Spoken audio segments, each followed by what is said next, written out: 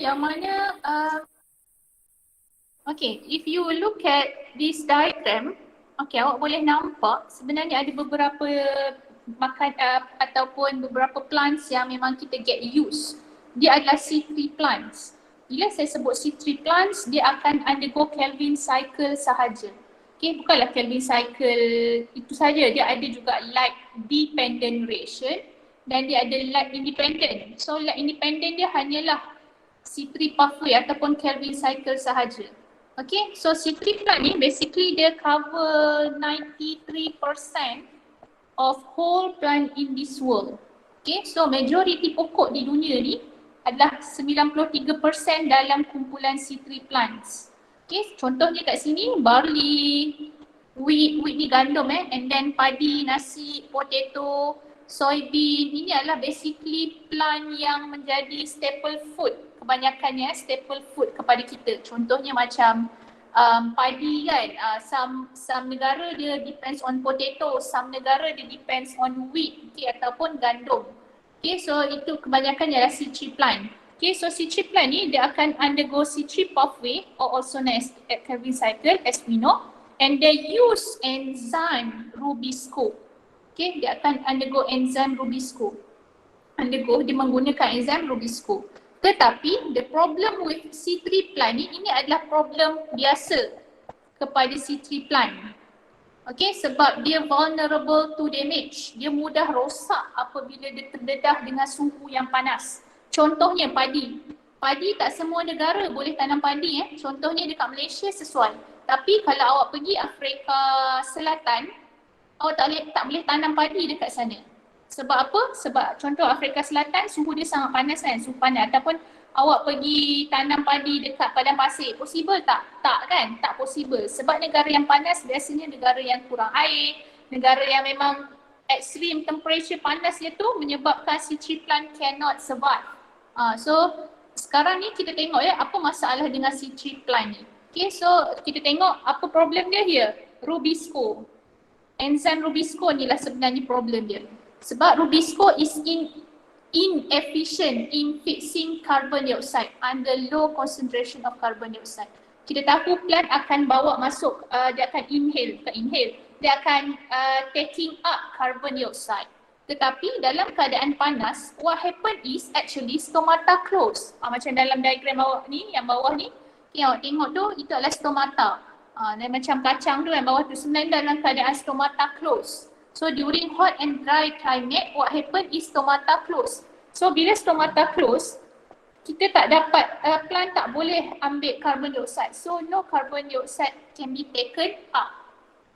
So what happen? Oxygen at the same time cannot be released. So kita nak kata dalam body pokok tu, dia ada rendah carbon dioxide concentration dan dia ada tinggi oxygen concentration. Why? Because of oxygen cannot be released up and carbon dioxide cannot be taken up. So kat situ exchange, nak kata exchange tak boleh berlaku.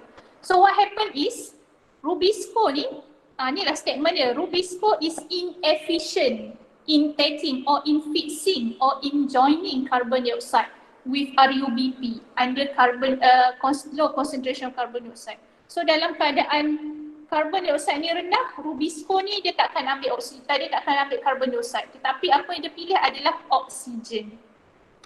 So yang macam nota saya tulis ni, during hot and dry climate, stomata close. Dia akan tutup sebab apa? Dia nak prevent water loss. So what happen is low concentration of carbon dioxide inside plant sebab dia tak boleh ambil oksigen daripada luar, and then high concentration of oxygen inside the plant because of carbon dioxide cannot be released out. Tapi kita tahu kenapa kita masih lagi boleh dapat oksigen, because of the photolysis of water. Photolysis of water tak ada masalah as long as plant tu ada cahaya matahari dan dia ada air. So tak ada isu pun, dia still lagi boleh release oksigen. And then apabila carbon dioxide ni, kita tengok bila carbon dioxide ni tak boleh masuk, concentration ni pun rendah. So kita nak kata low photosynthetic rate. So nak kata low product. Maksudnya kat sini kita tak dapat hasilkan kita tak dapat hasilkan glukos yang baik. So kita nak kata Kelvin cycle tak dapat berlaku. Dia akan problem dengan Kelvin cycle sebab dia perlukan Kelvin cycle, dia perlukan carbon dioxide. Dia perlukan carbon dioxide to make glucose. Now since there is no carbon dioxide, so no glucose produce. Ataupun low, kita nak kata glucose terhasil pun sikit lah. So biasanya kalau plant yang C3 plant dalam suhu yang panas, biasanya plant ni smaller than usual. Dia kecil. Okay, sebab glucose diperlukan for plant to grow. Okay, plants to grow dia perlukan glucose. Now since the glucose produce dia kurang daripada biasa, so what happen is smaller than usual. Okay, so situasi ni dipanggil photorespiration. Itulah masalah dia. Masalah kepada C3 plant ni adalah photorespiration. Okay, that adalah common problem in C3 plant. Okay, in hot climate. Inilah dia isu dia. Dia biasa, dia sebenarnya perkara yang biasa. So kita akan tengok ya. Ini adalah contoh dia. Ya. Photolisis tu fotosintesis Foto apa? Photolysis. Photolisis tu fotosintesis Fotosintesis dia basically dalam fotosintesis dia adalah satu word yang besar. Dalam dia macam-macam. Dia ada light, dia ada tindak balas cahaya, ada tindak balas gelap. Okay, and then dia ada photolysis of water. So basically photolysis of water is the splitting, water splitting. Dia H2O, dia akan split kepada 2 elektron. Dia akan split kepada 2 hydrogen ion dan dia akan split juga kepada half oxygen gas. So dia perlukan cahaya matahari. Dan dia berlaku di dalam pokok. So ini adalah photolysis. Apa yang dimasukkan dengan photolysis? Lysis maksudnya splitting. Okay, so dia akan split menggunakan apa? Foto, cahaya matahari. So dia split apa? Water.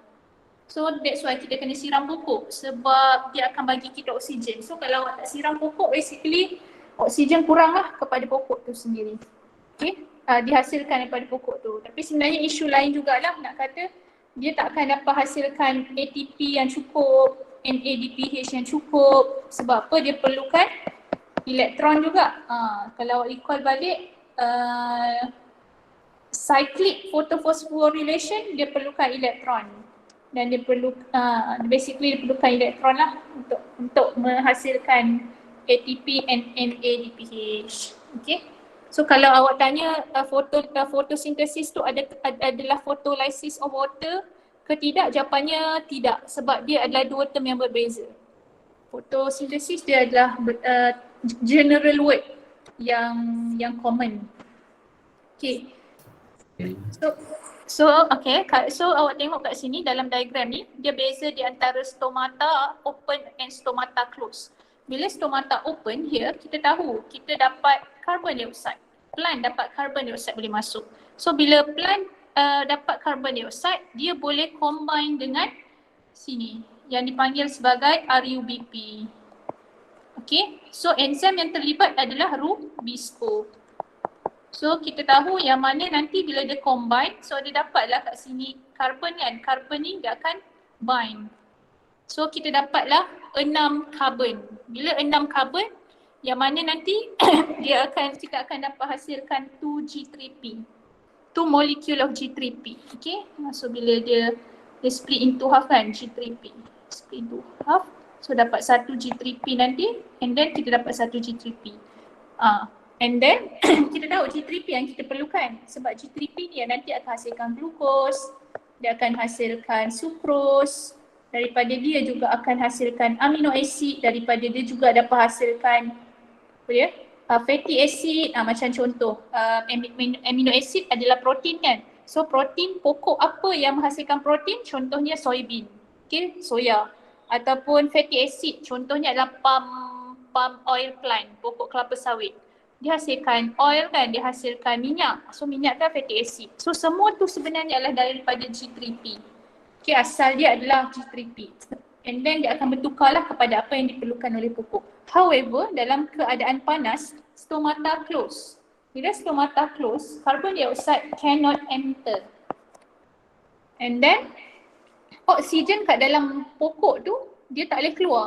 So concentration of oxygen tinggi. So sekarang kita nak kata oxygen is a competitive inhibitor. Is a competitive inhibitor. Apa yang dimaksudkan dengan competitive inhibitor is, okay, dia adalah dua-dua ni bersaing. Okay, tapi oksigen dia akan menang dalam keadaan concentration dia tinggi. That's why kita kata dia adalah oksigen is a competitive inhibitor. So dia akan inhibit ataupun dia akan stopkan carbon dioxide. Maksudnya dia akan kalahkan carbon dioxide lah. So sekarang instead of carbon dioxide taken up, it is oxygen that taken up. Ni adalah oksigen oksigen. Okay. So kat sini kita tahu yang mana RUBP memang 5 carbon. So kita tak ada another extra carbon from carbon dioxide. So bila dia split, dia akan menyebabkan, dia akan split, dia akan hasilkan 1 molecule of G3P sahaja. And G3P adalah 3 carbon molecule. So and then dia akan split kepada lagi satu molecule iaitu 2 carbon molecule. 2 carbon molecule kita panggil dia sebagai phosphoglycolate. Phosphoglycolate has no function in photosynthesis. Saya ulang balik, phosphoglycolate, the 2 carbon molecule has no function in photosynthesis. Tak ada. So kat sini dia akan menyebabkan pokok ni akan lebih rendah. Sebab apa? Dia photosynthetic rate ataupun G3P dia berkurang by 50%. Dia reduce by 50%. Asalnya should be dia dapat 2 G3P, now dia dapat 1 G3P sahaja. Okay, tetapi remember, saya selalu pesan, plant is a very systematic. Plant knows very well what they have to do. Whenever they lack of something, whenever they have something extra, they know what to do. Nothing will be wasted. So here, kita tahu dah lah carbon dioxide tak dapat kan. So diorang tak cukup carbon untuk membentuk G3P 2 molekul G3P. So dia takkan buang phosphoglycolate. Walaupun phosphoglycolate has no function, but plant won't waste them. Okay, phosphoglycolate ni akan digunakan. So apa yang digunakan adalah dia akan, dia akan menukarkan the 2 carbon phosphoglycolate into carbon dioxide. However, this is very costly. Kita nak kata dia adalah very costly reaction. Sebab apa? Untuk menukar kepada carbon dioxide, dia akan guna oksigen dan dia akan pakai ATP. Tetapi since carbon dioxide tu susah nak dapat, stomata close, diorang still terpaksa, kita nak kata they have to invest something in order to get something. So they have to invest oxygen and ATP in order to get the carbon to make carbon dioxide. So bila dapat carbon dioxide, bolehlah dia undergo Calvin cycle balik. Okay? Dia boleh undergo Calvin cycle supaya dia boleh hasilkan balik 2 G3P. Ni kita nak dapatkan G3P tu lah. Okay, so prosesnya basically ni awak tak payah hafal pun. Dia adalah costly sebab satu dia gunakan ATP, satu dia gunakan oksigen dan dia terpaksa keluar masuk. Mula-mula dia dapat phosphoglycolate di dalam chloroplast. And then phosphoglycolate undergo series of reaction, dia akan pergi ke perisosom and then dia akan undergo saturation and then dia akan keluar perisosom, enter mitochondria untuk dapatkan carbon dioxide here. So daripada carbon dioxide, dia pergi balik masuk ke perisosom, baru masuk ke chloroplast. So dia akan undergo Calvin cycle. Nampak tak? Proses yang sangat merugikan. Dah lah panjang, dah lah dia costing, tetapi plant ni sanggup demi carbon. Okay, next kita pergi. What happened? Plant kita tahu, dia macam saya kata, plant ni walaupun dia ada problem, dia tahu how to overcome. So kita akan tengok how to overcome carbon dioxide ni. Sebab since carbon is very important, they have to fix the carbon no matter what the situation is. So they develop, kat sini kita akan cover 2 pathway develop in order to fix the carbon dalam keadaan carbon dioxide rendah or whatever it is. Okay, contohnya kat sini kita tengok proses ni yang mana kita pernah cover sebelum ni, ada C3 plant, betul tak? Ada C3 plants. And then kita akan ada juga C4 plant. Dan kita ada juga CAM plant. Bila saya sebut plants, maksudnya dia ada pathway yang berlaku dalam pokok tu. Untuk C3 plant, dia undergo Kelvin cycle sahaja, dia undergo Kelvin cycle, dan of course lah dia akan still lagi berlaku light degeneration. Light degeneration memang berlaku semua, tapi cuma Kelvin cycle tu problem atau tak. So sekarang C3 plant ada Kelvin cycle yang ada problem, and then C4 plant dia akan undergo apa? Dia akan undergo C4 pathway and Kelvin cycle, and then CM plant dia still lagi undergo Kelvin cycle juga, dan dia akan undergo CAM pathway. CAM pathway. So in conclusion, Kelvin cycle berlaku dalam C3 plant, dalam C4 plant and CAM plant. Nanti kita akan tengok apa dia contoh-contoh dia. Okay, so kita bertengok yang pertama. Okay, C4 pathway. C4 pathway yang berlaku dalam C4 plants. Okay, berlaku dalam C4 plant. So contoh C4 plant kat sini adalah maize ataupun jagungan ataupun corn. Bezanya adalah sebenarnya US UK je lah. Kalau maize UK pakai biasanya, kalau corn biasanya US. Okay, and then sorghum. Sorghum ni saya tak tahulah, saya tak biasa sangat dengan ni. Dia biasanya dia digunakan untuk orang yang berdiet, dia akan replace rice, dia akan replace nasi. Okay, and then sugarcane. Sugarcane.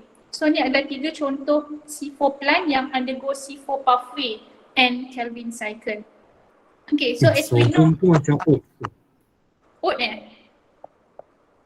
Betul? Oat. Macam Oat oat tu. Okay, saya tak pasti sangat sorghum ni macam mana, tapi dia orang guna sebenarnya dalam diet, memang dia orang tahulah sorghum ni. Saya pun tak pasti, ada orang guna millet, millet M-I-L-L-E-T ni saya tak pasti dia adalah sorghum ataupun apa, tapi dia macam adik-beradik sorghum juga. Okay, so first product kat sini adalah oxaloacetate. Oxaloacetate, okay, apa tu pula miss? Okay, dia ada C4, dia adalah C4, dia adalah 4 carbon molecule. So that adalah first product produced. So that's why kita namakan C4 pathway ni adalah daripada first product dia lah, oxaloacetate 4 carbon. Dia ada nama lain juga, nanti kita akan tengok. Okay, so basically yang awak boleh nampak kat sini, yang saya nak overview je lah, dia berlaku di 2 tempat, mesophyll cell and bundle sheath cell. Okay, so kita tengok dia punya gambar kat sini. Gambar ni dalam awak ni dia sebut sebagai Kranz anatomy. C4 plant ada Kranz anatomy. Kranz anatomy. Apa tu Kranz anatomy? Kranz anatomy is actually the position of the mesophyll cell and bundle sheath cell in ring form. Dia special dia dalam bentuk bulatan. Dia memang tersusun dalam bentuk bulatan. Okay, kalau kita dissect dia ataupun kita buat cross section ke rata rentas, kita akan nampak dia bentuk macam ni. So kita, apa yang awak boleh nampak kat sini, yang mana kat luar dia adalah mesophyll cell. Okay, and then kat dalam dia adalah bundle sheath cell. So in conclusion, saya akan kata bundle sheath cell is surrounded by mesophyll cell in ring form. Okay, ring form dalam bentuk bulatan. Dan dia berlaku di 2 tempat ni, proses yang berlaku di 2 tempat. Dan dua-dua bundle sheath cell, mesophyll cell has chloroplast. Bila saya sebut has chloroplast, tu poin yang penting. Sebab nanti untuk CMM ada yang no chloroplast dalam salah satu sel dia, mesophyll atau bundle sheath cell. Nanti kita tengok. So inilah dia. Okay, and then kita tengok dia punya tempatnya berlaku di 2 tempat Okay, so ini dia. Nama lain bagi C4 pathway adalah Hash-Slack pathway. Hash-Slack pathway. So nama kita, daripada nama tu kita tahulah siapa yang discovered, biologist yang discovered Hash-Slack namanya. Okay, so since C4 proses ni dia berlaku di 2 tempat, okay, dia involve 2 places. So kita nak kata spatial isolation, terpisah secara spatial. Spatial maksudnya space. Terpisah secara tempat, dengan tempat. Maksudnya dua proses ni dia berlaku, dia melibatkan dua tempat lah. Okay, so daripada gambar ni, kita discuss sama-sama. Kita tengok daripada gambar. You guys dah biasa buat kan sentences. So kita tengok yang first step. Carbon dioxide combine with phosphoenol pyruvate. Phosphoenol pyruvate ni adalah PEP lah. So carbon dioxide combine with PEP to form oxaloacetate. Dah, titik. And then this process is catalyzed by enzyme PEP carboxylase. Okay, PEP carboxylase. So kat sini kita nampak C4 pathway akan guna enzim yang berbeza.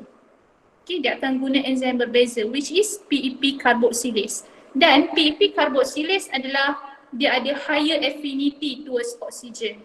Meaning that dia ada kecenderungan yang lebih tinggi terhadap oksigen, meaning that dalam keadaan carbon dioxide yang rendah, PEP still can fix or still can choose carbon dioxide. So ni kelebihan C4 plant, okay, berbanding C3 plant. C4 plant dalam keadaan panas dia tak ada isu lah, dia still lagi boleh membesar dengan baik. Tapi kalau C3 plant dalam keadaan panas dia tak boleh membesar dengan baik lah. Sebab apa? Dia tak ada PEP carboxylase. PEP carboxylase ni dia ada higher affinity towards oxygen. Towards carbon dioxide. Towards carbon dioxide. Okay, and then what happened to the oxaloacetate? Oxaloacetate will undergo apa? Reduction ke oxidation?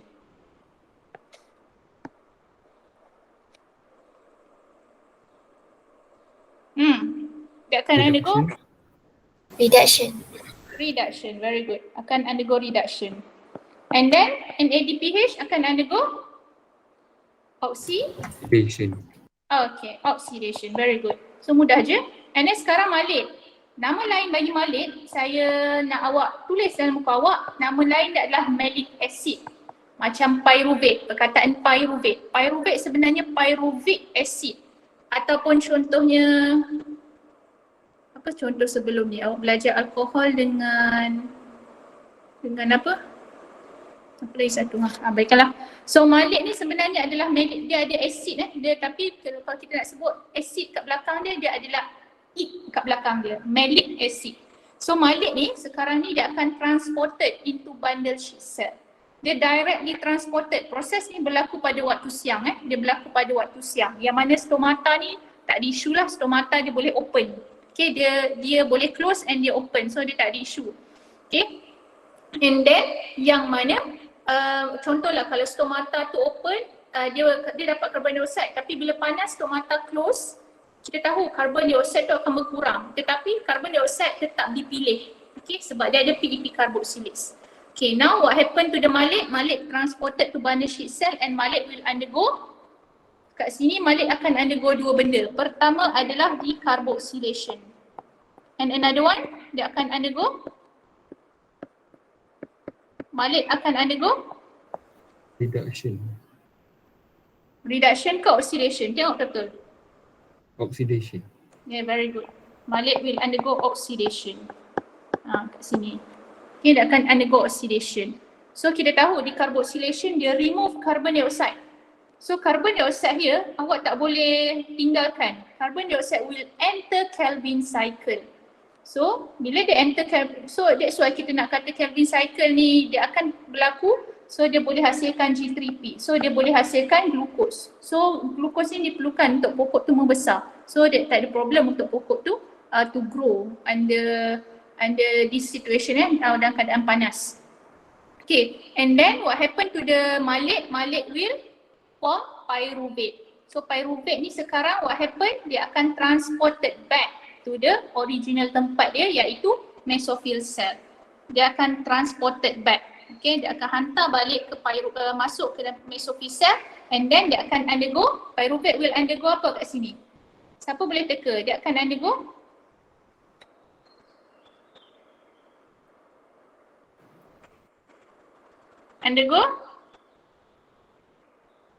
apa kelas? Phosphorylation. Tak dengar? Phosphorylation. Very good, betul. Dia akan undergo phosphorylation. Sebab apa? Pyruvate dia terima fosfat. Dia terima fosfat daripada siapa? Daripada ATP. So sekarang pyruvate akan menjadi PEP dan ATP akan menjadi ADP. Dah settle cerita kita. Okay, so in total kat sini kita boleh nampak yang mana dia proses dia simple je tapi cuma dia berlaku di dua tempat yang berasingan. So dia dipanggil spatial isolation. Saya banyak kali ulang sebab dia ada point yang penting kat situ, spatial isolation. Okay, so kita tengok pula yang CAM pathway. CAM pathway proses dia sama, saya tak nak explain, cuma satu sahaja something yang saya nak highlightkan.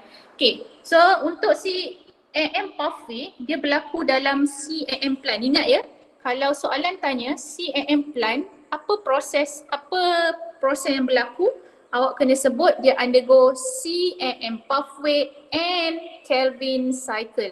Jangan terlupa Calvin cycle tu. Okay. So sekarang ni contoh untuk CAM plant adalah here dekat desert. Okay. Desert ni dia ada apa? Cactus. So cactus ni adalah contoh CAM plant. Dia boleh hidup di tempat yang panas. Tak ada isu lah. Okay, and then lagi satu adalah here, nenas ataupun kita panggil sebagai pineapple. So biasanya pokok-pokok yang CAM ni adalah pokok yang store water. Okay, pokok yang macam nenas. Kita tahu dia ada apa? Dia ada air kan? Dia boleh store water inside it. And then CAM kiranya nenas ni boleh hidup di tempat panas dia tak ada isu. Okay, kita tengok pula. Apa beza dia adalah CAM plant, they open stomata during the night and close them during the day. Okay, stomata buka pada waktu malam, bukannya pada waktu sejuk, contohnya siang. Siang bila panas baru stomata should be closed. Now, waktu siang dia memang tutup, dia memang nak kata tidur waktu siang. Tapi waktu malam dia open, inilah dia. So sebab apa? Waktu siang memang contohlah kita imagine dekat desert memang sangat panas kan? Sangat panas. So daripada pagi lagi sangat panas. So memang diorang diorang memang close the stomata to prevent water loss. Dan diorang hidup di tempat yang kering. Kita nak kata dia punya tempat dia adalah hot and arid. Hot and arid. Bukannya hot and dry. Hot and arid. Arid ni adalah maksudnya very dry. Tempat yang very dry. Okay. So in order to prevent the dehydration ataupun prevent loss of water, they have to close their stomata during the day. So what happen is sekarang ni tengok ya, kita nak kata dia tak ada Kranz anatomy, no Kranz anatomy. Dia tak ada ring structure, tak ada. Okay. So dia macam biasa dan proses ni berlaku dalam mesophyll cell. Dia tempat yang sama. Miss, ada ke habis what happen to the bundle sheet cell? Ada tak bundle sheet cell di dalam CAM plant?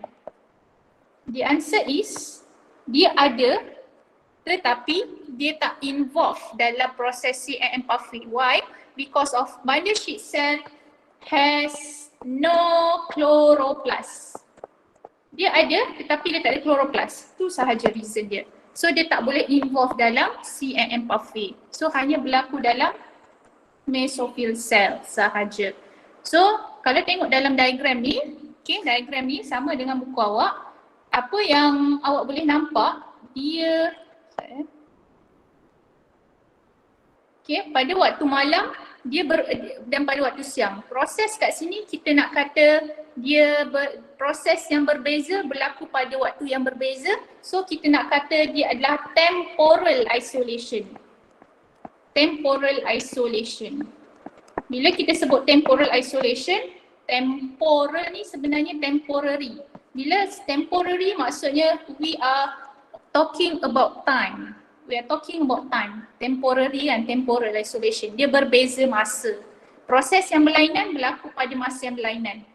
Berbeza pula dengan sebelum ni proses C4 pathway, dia berlaku di tempat yang berbeza. Tempat yang berbeza kan. Dia melibatkan dua tempat berbeza. Malik tu kena bawa keluar pergi tempat lain. Now, what happen is sekarang saya tak nak explain proses, saya nak hanya awak fokus kepada malik sahaja. Proses yang sama proses ni sama, cuma sekarang ni we are talking about malik. Malik ataupun nama lain adalah malic acid. Malic acid. So malic ni, apa dia akan buat? Dia akan dihasilkan pada waktu malam. Okay, sebab kita dapat waktu malam ada carbon dioxide masuk. Okay, sebab apa? Stomata open pada waktu malam. So carbon dioxide boleh masuk. So bila dia hasilkan proses-proses, dia akan hasilkan malik. So now what happen to the malik? The malik will store in the vacuole. Ni highlight dia. Dia akan store in the vacuole for a while to wait for the sunrise, to wait for the day. So malik ni dia akan disimpan in vacuole. Vacuole ni macam saya kata dalam badan kita in human, kalau vacuole dia adalah tong sampah kepada sel, plant cell. Dia akan store anything excess, store anything harmful, store anything toxic, store anything acidic. So dia akan jaga pokok tu. Macam kita ada liver, so anything toxic macam yang saya cover sebelum ni, H2O2 kan, H2O2 toxic. So dia akan disimpan and detoxify in our liver. So plant dia akan simpan yang acid, malic acid ni dalam vacuole. Okay, so dia nak prevent acidifying of plant. So plant boleh mati disebabkan macam tu. So sekarang dia akan tunggu for the sunrise, dia akan tunggu waktu siang. So bila waktu siang, so dia akan keluar, dia akan exit the vacuole to continue the process untuk dapatkan carbon dioxide, supaya carbon dioxide ni boleh masuk dalam Calvin cycle, hasilkan sugar and the rest. That's why reason kenapa nenas tu sour kan, masam, ataupun siapa pernah makan, mungkin ada siapa yang pernah rasa cactus. Saya tak pernah makan cactus tapi saya pernah dijual lah. Saya pernah di offer untuk makan. Sebab saya ingat lagi, saya sangat terkejut lah macam, ya ada orang makan cactus, peliknya boleh ke? Sebab kita bayangkan dia duri-duri. So masa orang tu jual, dia buang lah duri dia. Tapi saya dapat agak lah rasa dia masam. Sebab apa? Dia adalah CAM plant. CAM plant dia ada malic acid yang disimpan dalam vacuole. Okay, so mungkinlah rasanya masam. Okay, tapi saya tak pernah makan lah. Tapi mungkin boleh dimakan kot sebab cuma dia rare, kita tak makan. Okay, itu sahaja. Any question? Yes, kalau ni kan kawasan dekat padang pasir kan. Mm-hmm. Kalau let's say kawasan tu dia hujan, stomata ni buka ke tutup? Stomata dia buka ke tutup? Waktu siang dia memang akan tutup. Kalau dia time hujan? Kalau waktu hujan, macam takkan kata dia tetap akan